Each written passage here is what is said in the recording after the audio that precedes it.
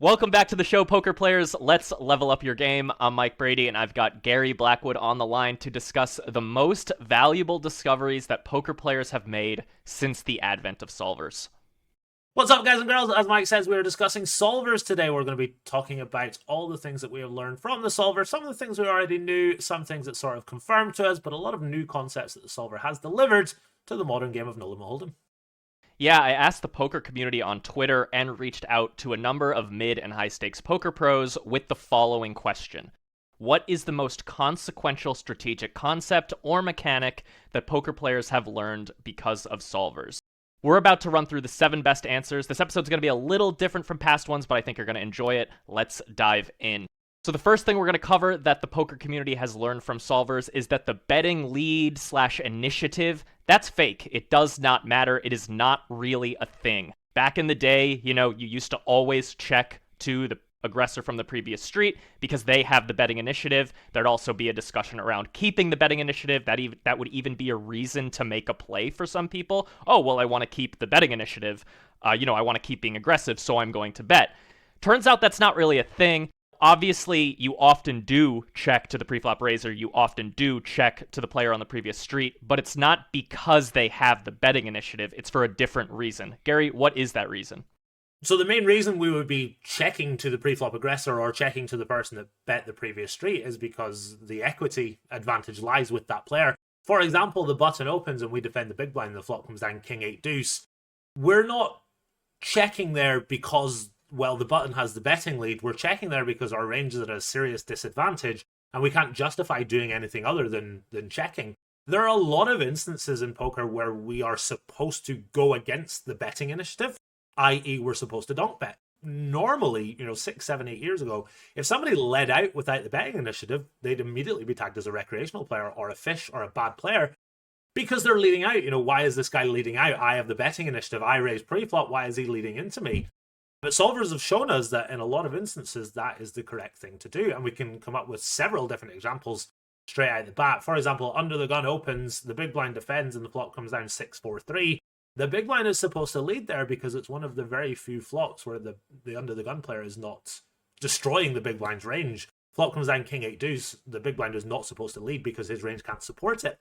But if the flop comes down 6-4-3, 5-4 deuce, all these types of low connected boards, the big blind is supposed to lead out, and it's nothing to do with the betting initiative, it's to do with the big blind. Well, actually, my range can support this now, I have reasonable equity, so I'm going to lead out. And we can look at, examples on a variety of streets. For example, the button opens, the big blind defends, the flop comes down 8-6 deuce. The button is supposed to use a large c-bet size when betting, and with that, the button's range is a little more condensed, i.e. they're not betting their entire range. So they're not going to bet their 6x, for example, as much as, on king 8 deuce rainbow where they bet all their 8x because they're betting their entire range. On 8-6 deuce, they're using a larger bet size. The range is a little smaller. They're not going to bet all their 6x, which means that when they do bet and the big blind calls and the turn is a 6, you'll see a lot of players leading out because all of a sudden the big blind has more of a 6x advantage, i.e. a little bit more of an equity / nutted advantage, and therefore their range can support that. So that's one pre-flop example and one flop example. There are a bunch of different examples on every street where the person that does not have the betting initiative is supposed to just lead out. Yeah, and if you want to learn a little bit more about that turn leading concept, like leading out on middle pairs and bottom pairs on the turn, go ahead and just Google Upswing Poker Cheat Code. I wrote a pretty in-depth article about that concept. It's something that Doug's team had kind of been doing for a long time before solvers. One of the several examples of Doug's kind of heads-up team being ahead of the game there. But it's a really interesting concept, and if it's something you can add to your game comfortably, you're going to pick up some nice extra EV. All right, the next thing that we've learned from solvers that we're going to go over is one that was suggested by Doug Polk. Small bets weren't small enough, and big bets weren't big enough. Gary, I assume you know exactly what he's talking about, so can you go ahead and ramble on a little bit about that? Yeah, absolutely. So the first small bet we're going to talk about is the biggest of all the small bets, 33%. It was relatively commonly used before solvers, but nowhere near as much as it is in this day and age. So, we sort of got confirmation that we should be doing a lot of small betting in terms of small bets not being small enough, there are a lot of instances where we bet 25% pot, for example, in 4-bet pots. I read a brilliant article on Upswing Poker the other day. I'm not just saying that, it was genuinely fantastic about when to use a 10% bet size. So, our small bets go all the way down to 10%. For example, 4-bet pots, the flop comes down ace, ace, deuce, or ace, queen, 3. We're supposed to use those really small bets that nobody knew about. And again, similarly to what I said about, the betting lead, somebody bet 10% 6 years ago, I just immediately tagged them as a bad player. Whereas in this day and age, lots and lots of players are using really small bets because they're so important. And you're supposed to use 10% and 25% in a variety of instances. And on the flip side, you see a lot of big bets in this day and age, a lot of 150%, 200% bet sizes, mainly on the turn and a lot of the time on the river as well. We kind of got confirmation from the solver that going all in for 2x pot wasn't as crazy as, when we were watching Isildur versus Tom Dwan playing heads up, these guys were going all in for 2x pot. And the poker world was like, wow, this is crazy. But, the solvers came out and we sort of realized that actually that's pretty standard. It's pretty common. You're supposed to go all in for 2x pot. You're supposed to bet 1.5x pot on the turn a lot of the time. That wasn't happening anywhere near enough before the solvers came out. But now that the solvers come out, a lot of really competent regs have massive sizes as part of their arsenal. And it's backed up by the fact that the solver uses them as well.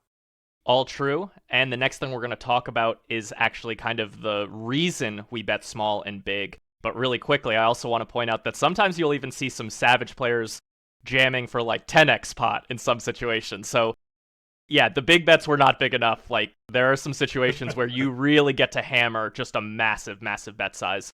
Michael Adamo, by the way, keep an eye out for him. If you're seeing him play in a live poker tournament and they're deep, expect to see some potential 5x, 10x pot shoves. The guy's a savage. So as I said, the next thing we're going to talk about that the poker community has learned from solvers is sort of the reason behind these small and big bets, and that is that equity advantage and nut advantage are at the heart of the optimal betting frequency and sizing. So just a quick definition for everyone to make sure we're on the same page. Equity advantage, aka range advantage, that's when your range has more equity than your opponent's. For example, if me and Gary are in a hand together and my range has 55% equity versus his range, which has 45% equity, I have a range advantage. There's also nut advantage, which is essentially who has more really strong hands. So that's going to be the player who has more two pairs, the player who has more sets. Depending on the board, it could be the player who has more straights or more flushes, stuff like that. On certain boards, over pairs are even kind of treated as the nuts, so sometimes that can be part of the nut advantage is who has more over pairs, but that's only on certain boards. So Gary, can you expand a little bit on what I'm talking about and help our listeners better understand these concepts?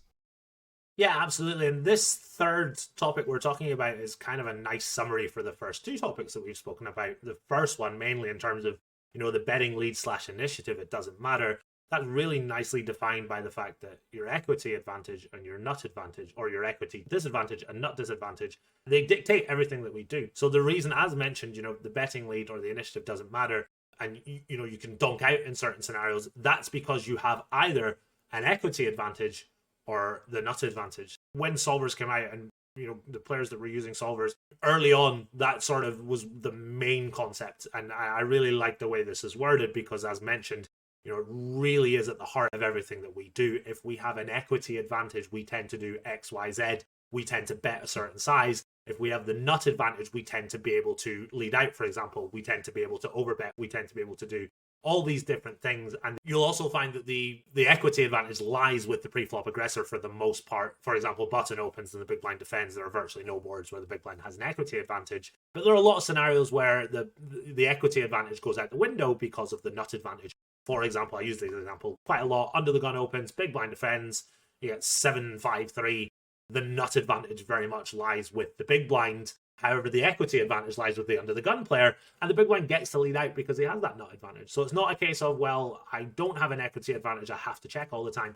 If you have a significant nut advantage, you get to play a certain way. And on the flip side, if you have a significant nut disadvantage, for example, the button opens, you 3-bet the small blind, the button calls, flop comes down 6-5-4, for example, the nut advantage very much lies with the button.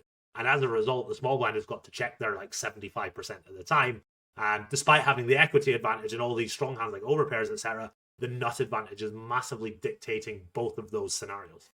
Right, so it really sounds like having a nut disadvantage forces you to play very defensively, very passively, and sort of make sure your entire range can, stand facing aggression.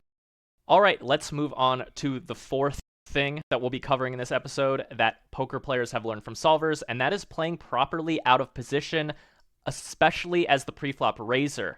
It was actually Upswing coach Uri Peleg who suggested this one, and he's someone I learned a lot about this from in his Elite Cash Game Exploits course. The out-of-position strategy for the preflop raiser involves a lot of trapping, a lot of check raising. It's a lot less c-betting as well, because, say 7-8 years ago, if you opened and the button called and you're out of position against that player, most even good players were going to be c-betting in that situation quite frequently. What we've kind of learned is you have to play fairly defensively and passively at first. We actually talked about this in our last episode about playing flush draws quite a bit. And then once you do check, you play defensively. If your opponent bets, you kind of end up going crazy. You included some traps in your checking range. You're going to do a lot of check raising. Naturally, if you're check raising a lot for value, you're also going to be check raising a bunch as a bluff. So you kind of get to play pretty savagely out of position, but interestingly, that savagery starts with a check. Yeah, so if I had to choose one topic for us to discuss today, this would absolutely be it. The difference between how we play now out of position compared to 7 or 8 years ago is astronomical. The reasoning is sort of in the question, why do we play so passively out of position? Because we're out of position. When we're out of position, our opponent is in position and they get to float us really wide, which means that we can't just bet relentlessly, because if our betting range is really wide and our opponent floats us really well, we're screwed on the turn. Our range is way too wide. With so much air in our range, we have to check so much, and our opponent just gets to float with 9 high and barrel us off. It becomes a really big problem. So like I said, this is an absolutely huge difference in terms of how No Limit Hold'em is played compared to how it used to be played. For example, if you open the cutoff and the button calls, every flop that's 10 high and below that's not paired, you're supposed to check your entire range on. Now, nobody was doing that 8 years ago. I'll give you another fantastic example. You open the small blind, the big blind calls, the flop comes down king 6-4. You're supposed to check there like 65% of the time. Nobody was doing that 7-8 years ago. They'd probably be betting close to their entire range. And there are a bunch of different reasons for, why we have to play that way. One of them is because we're out of position. One of them is what we've spoken about already in terms of, neutral equity and nut advantage and so on and so forth. But one thing I want to speak about, as Mike says, and this is really important, your range is forced to check so much. Cutoff versus button, MP versus button, under the gun versus button, small blind versus big blind. You must follow that up with a solid check raising strategy. If your range is forced to check super wide because you're out of position, your range is really wide, the button's flattening range is 5%, XYZ, you absolutely must check and then check raise very aggressively. And it's really easy to work out what your value is. You've got your overpairs, your sets, top pair, top kicker, all those sort of hands. But you must be finding these check raises with, say it comes down 8-5 deuce, you must be finding these, king 10 suited with a backdoor flush draw, queen jack suited with a backdoor flush draw, 7-6 suited, ace 4 suited. You've got your equity, but you're going to have a lot of, 2 over cards, backdoor straight draw, backdoor flush draw. It's extremely important that if you're going to start checking really wide out of position, as you should, you follow that up with, as Uri has said, and as Mike has said, a very solid, very aggressive check raising strategy. Because otherwise, you're out of position, you're not check raising aggressively enough, your opponent is going to be able to steamroll you if you're just check calling and then check folding the turn, or, check folding on the flop. One last thing I want to say, and this is really important, is that your range is supposed to check a lot on the flop, which means that the button's range is supposed to bet really wide. And with that, they've got a lot of air. So you want to be really aggressive with your air to make them fold out their better air, if that makes sense. Yeah, it totally does. And it's not just that they're going to steamroll you in that they're going to bluff you a lot, they're going to value bet you a lot. They're also just going to realize too much equity, right? If you're never check raising them, that means that they're always seeing the turn. And then, they can check back the turn. Then they always get to see the river. So they always get to see 5 cards. That's a huge advantage for them. So not only are they going to bluff you very efficiently, not only are they going to value bet you very efficiently, they're also going to just see all the cards and get to check down, take showdown value, and kind of just crush you, even by accident sometimes. That was one thing that people used to do. The in-position player, they used to stab the flop so that they would be able to check back the turn and see the river. That was like, you still see that in live poker a lot of the time. And, solvers have come in and sort of taken that away from people, because now when the in-position player says, well, I'm going to bet the flop so I get to check back the turn, I get to see the river, all of a sudden the out-of-position player is check raising them relentlessly and they don't get to do that anymore. So it's a pretty cool thing that people used to do that they don't get to do anymore, i.e. I want to bet the flop in position so I get to see the river. All of a sudden, out of position is just check raising their ass off, and they don't get to see that river anymore. Yeah, and it makes sense that it would have worked really well to have that aggressive stabbing strategy because your opponent out of position was probably c-betting too much 7 or 8 years ago. They probably were just c-betting every time they had a set, every time they had an overpair, etc. So when they checked, they probably just had the 2 high card miss, right? And then you can stab, maybe get them to fold it. If they don't fold it, they call. You do get to see that free river.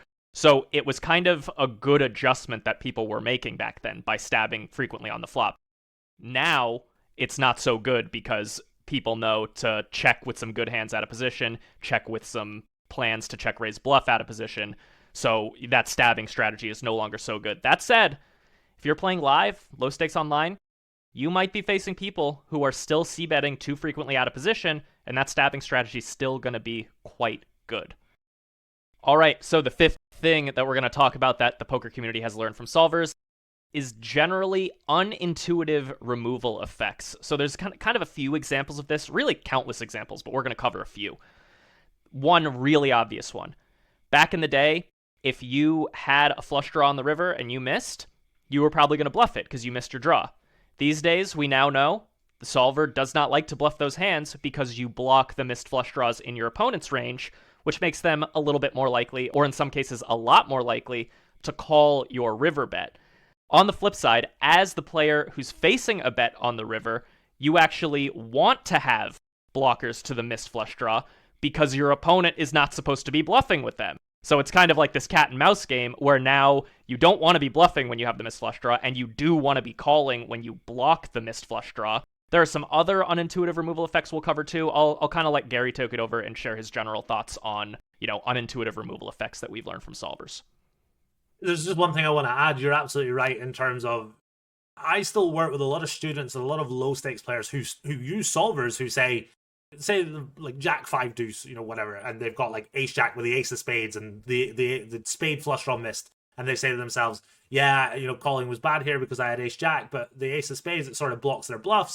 And you sort of say to them, well, actually, if you think about it, they're not supposed to bluff with their missed flush draws, so having the ace of spades is actually really good here. So this is a conception that solvers have absolutely brought to the forefront of the game, but not a lot of people apply it. It's largely the mid to high stakes players that apply it. Obviously, some low stakes players do grasp that concept.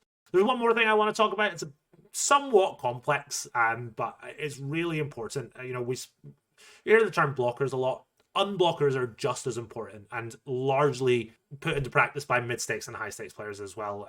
I'll give you guys a perfect example. Say, for example, you 3-bet small blind versus button. The flop comes down jack, 6 deuce, club, diamond, spades. You're going to bet your entire range on the flop. That's obviously completely fine. You'll find that you barrel more on the turn with hearts, and the reason for that is your opponent is supposed to float the flop with clubs, diamonds, and spades. Therefore, when you have hearts, you sort of unblock those floats, which are just, king high that have to automatically fold.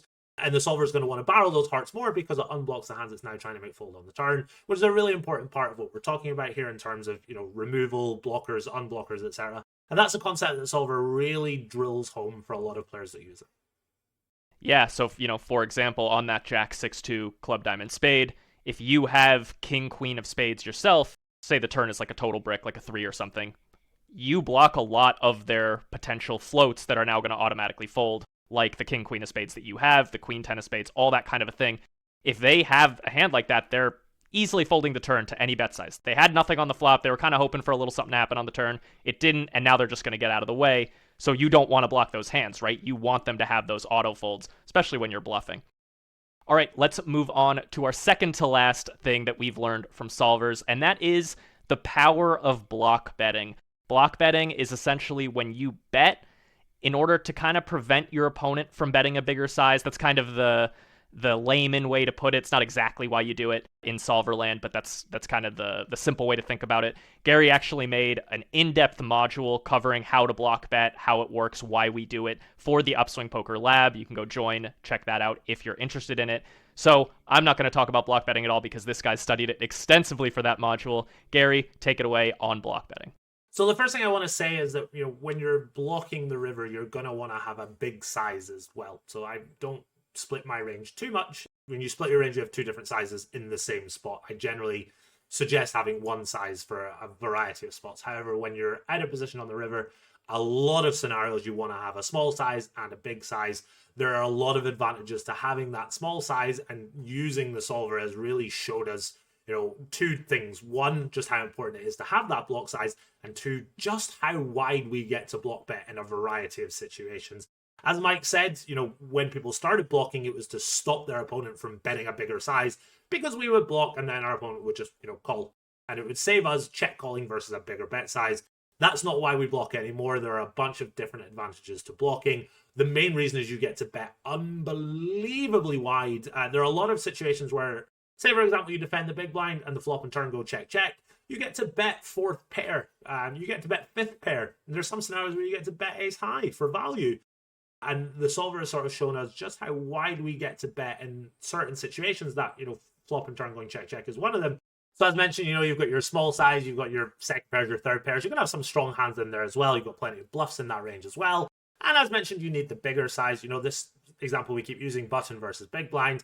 A lot of your top pairs go into that big size. Whereas MP versus big blind, a lot of your top pairs go into your block size. So it's really important that you've got your small size with your second pairs, your third pairs. You're going to have some strong hands in there as well. Lots of bluffs in that small size. And then you've got your big size for your stronger top pairs, your two pairs, your sets, etc. And there's a lot of bluffs that go into that size as well. Yeah, you're essentially building two different ranges around the hands that most want to be in that range, right? So for your block size, the hands that really want to be blocking are like middle pairs that like are trying to eke out a little bit of value and get a cheaper showdown potentially, ace highs that are trying to eke out a little bit of value, bottom pairs that are trying to eke out a little bit of value.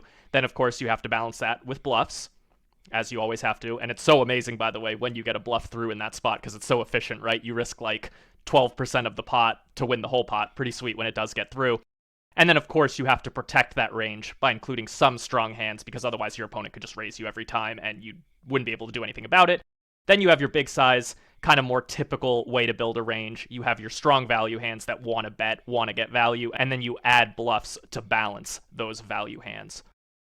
All right, let's jump in to the last thing that poker players have learned from solvers. And this one's kind of general, but I think it's a great answer. And it's how gangster the equilibrium strategy really is in poker. It is mind-blowing to look at how the solver plays certain spots, how aggressive it actually is. I mean, even the most aggressive players back in the day who were just kind of spewing left and right because they knew playing aggressive was good, and it worked well for them, to be fair, some of them at least, they don't hold a candlestick to how aggressive the solver plays. The solver finds so many situations to check raise, Gary, 25-30% of the time in some spots. It does a bunch of like massive overbetting. The solver is a savage, and we've learned a lot from it, and that's why you see guys, I bring them up again, Michael Adamo, Doug Polk is another one, honestly, guys who really take the aggression to the next level. And that's because they have the confidence to do that, because they know it's right, because they see that's what the equilibrium strategy really is. Yeah, there's a couple of things I want to add to that. I think Mike has absolutely nailed it. But, the first thing that I want to say is that Mike said 7-8 years ago, people weren't playing anywhere near as aggressively. Even solid mid-stakes regs who play online, they still don't play anywhere near as aggressively as the solver plays. They don't call anywhere near as much as the solver does. Don't get me wrong, they're still very good poker players, but the solver strategy is so gangster, it's so aggressive, it folds so little that these guys are still not reaching the heights that the solver is able to find. There are a bunch of different examples that we can give. For example, button opens, big blind defense, flop comes down 7-7-3. The big blind is supposed to check raise. They're like 25 to 30% of the time. The best humans will find like 15, 16, 17, 18% of the time at the very most. The solver never folds. It calls down super light. No human calls anywhere near as light as the solver is able to do so. It's splitting its range between small sizes and big sizes very evenly. It's very tough to play against a multi-size strategy, but a very well-balanced multi-size strategy, it's impossible to play against. As Mike says, the solver strategy is absolutely gangster, and a lot of humans are not getting close to it. I don't know if we ever will, to be honest. I try my best, but the solver finds new ways to amaze me every day. Yeah, that's good. You're learning every day. You're a pioneer battling in the streets, in the solver cave. That's just how it is. All right, I want to end this episode with a quick warning. Solvers are incredibly valuable and powerful tools, but the interfaces can be difficult to navigate. What's more, we often see poker players make mistakes when using solvers, and those mistakes actually make their strategy worse and cost them money in the long run. That's why we've created the new PO Solver Crash Course in the Upswing Poker Lab. The entire thing takes under 2.5 hours to complete, and by the end, you'll know how to use PO Solver like a pro. Sign up for the Upswing Lab to get instant access to the Crash Course, along with 90 plus other poker strategy lessons. Keep in mind that when you join the lab, it's risk-free because your investment is backed by a 30-day, 100% money-back guarantee. We know if you go through just a small part of the lab, especially Gary's modules, you'll see improvements in your game. Thanks for listening to Level Up. We'll see you next week for what is the final episode of Season 1.